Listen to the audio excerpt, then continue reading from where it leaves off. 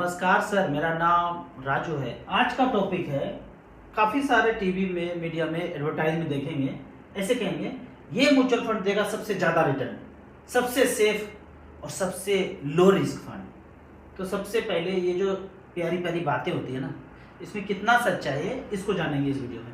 पहला पॉइंट आता है सबसे ज़्यादा रिटर्न देने वाला। कैसे देखते हैं सबसे ज़्यादा रिटर्न? लेंगे पिछले एक साल का, अभी से पिछले एक साल का बात करेंगे और देखेंगे HDFC स्मॉल कैप ने सबसे ज्यादा रिटर्न दिया है, छप्पर फाड़ के 45% का रिटर्न दिया है। 10 लाख रुपया लगाया था, 14,53,000 हो गया, 45% का रिटर्न स्मॉल कैप में HDFC स्मॉल कैप। दूसरे कैटेगरी का बात करेंगे, मिड कैप कैटेगरी में HDFC मिड कैप अपॉर्चुनिटी पिछले एक साल में 41% का रिटर्न दिया और 10 लाख का 14,18,000 बनाया। इस तरह से एडवर्टाइज होगा।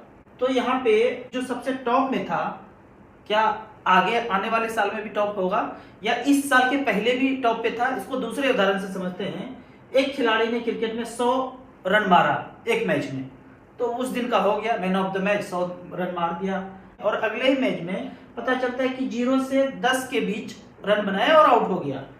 तो ये जो टॉप पे था पिछले मैच में, वो किसी के 10वें नंबर पे आ गया और कोई दूसरा व्यक्ति, कोई दूसरा खिलाड़ी दूसरे मैच में शतक मार दिया। तो यहाँ पे जो आज ये जो मिड कैप या स्मॉल कैप में टॉप पे दिख रहा है, कभी ये क्वांट स्मॉल कैप टॉप पे हुआ करता था। मिड कैप कैटेगरी में कोई दूसरा मिड कैप टॉप पे हुआ करता था। अगर लार्ज कैप का बात करें तो निप्पॉन इंडिया लार्ज कैप आज टॉप पे दिख रहा है। पिछले एक साल में 31% का रिटर्न दिया है, लेकिन पहले कभी ईडलवाइस लार्ज कैप हुआ करता था। तो इस तरह से करके ऊपर नीचे चलते रहता है। आप सोचेंगे कि मैं इसमें पैसा लगा दूं टॉप को देख करके, अगले साल वो टॉप पे होगा ही नहीं, गारंटी है कि नहीं होगा। तो उससे बचने का उपाय क्या है कि आपको मान लीजिए 10,000 रुपया करना है, तो 2-2 हज़ार रुपया करके 5 में डाइवर्सिफाइड करके लगा देंगे और चेक करेंगे AUM बाई। स्मॉल कैप में लगा देंगे, मिड कैप में लगा देंगे, AUM बाई। जिसका AUM ज्यादा है वो ऊपर नीचे होगा, टॉप 5 में वो रहेगा। टॉप 10 भी ले सकते हैं। आपको 20,000 करना है, 2-2 हज़ार का 10 फंड लेके छोड़ देंगे। 5 small cap, 2 mid cap, 1 flexi cap, 1 multi cap. ज़्यादा डाइवर्सिफाइड करना है तो आपको अच्छा रिटर्न तो स्मॉल कैप ही देगा। अब अगला क्वेश्चन है कि सबसे सेफ, अगर आपने म्यूचुअल फंड में कदम रखा तो कुछ भी सेफ नहीं है शॉर्ट टर्म में। लॉन्ग टर्म टाइम देंगे, 10 साल, 15 साल, 20 साल, और AUM वाइज आपने फंड सेलेक्ट करके रखा है तो थोड़ा बहुत सेफ हो सकता है।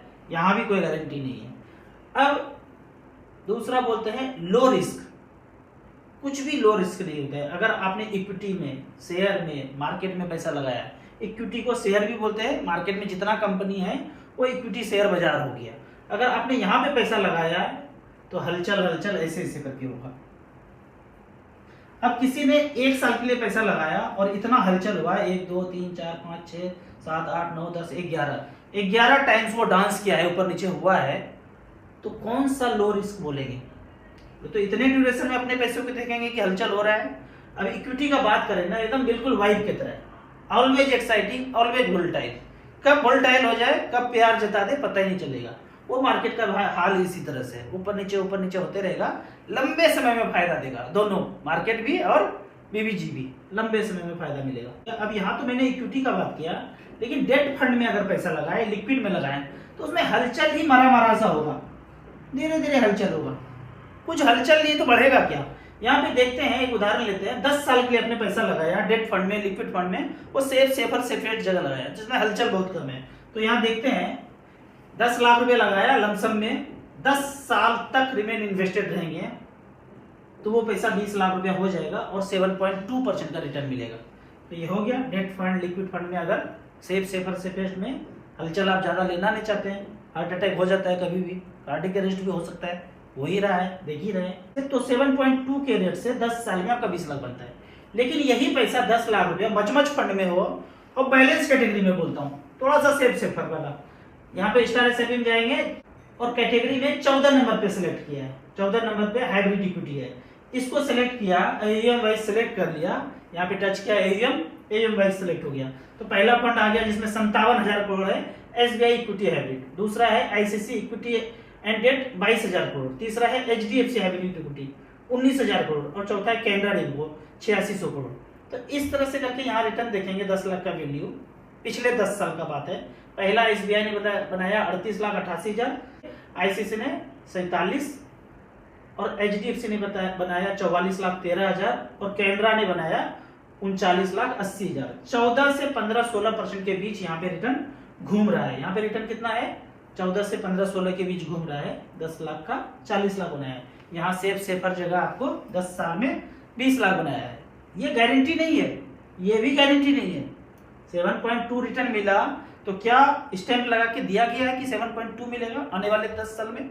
आने वाले 10 साल में हो सकता है 6.2 मिले, 5.5 मिले, कोई नहीं जानता है भाई पृथ्वी पे कि कौन सा सेफ है। टेट भी नहीं सेफ है, इक्विटी भी सेफ नहीं है, लिक्विड भी सेफ नहीं है, कुछ सेफ नहीं, सब हलचल होगा।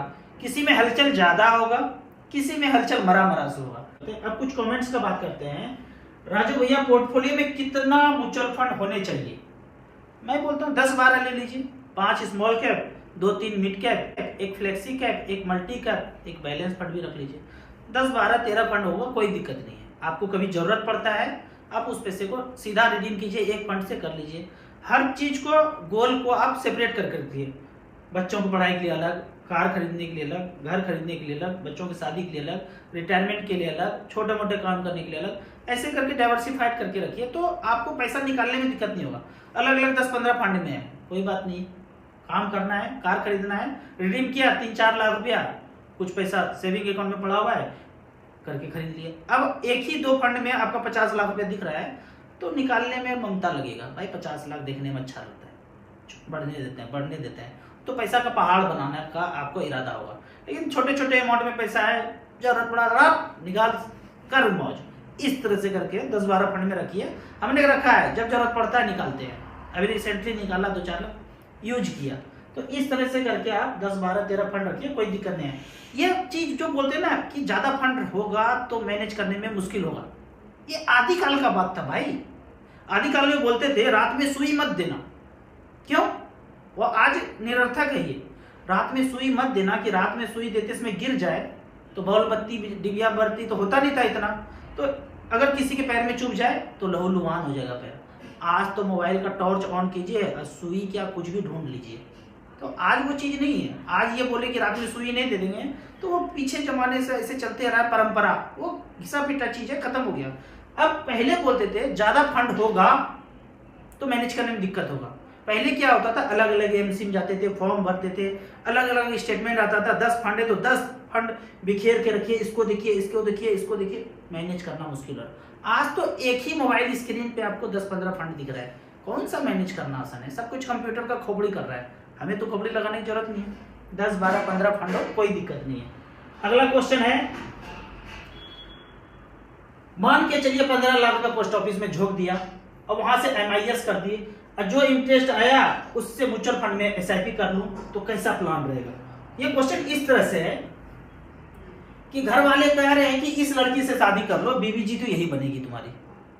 अब मन राजू भैया हमारा तो इस गर्लफ्रेंड पे है, आत्मा तो यही बसता है, यहीं जाते हैं तो यहीं सुकून मिलता है, लेकिन एकदम जिद पे अड़े हुए हैं घर वाले की यहीं शादी करना है। तो आपका क्वेश्चन है कि शादी यहीं पे कर ले और बीच बीच में इनसे मिलने चल जाएं, जब आत्मा की संतुष्टि चाहिए, अच्छा प्यार चाहिए तो यहीं पे चले जाएं।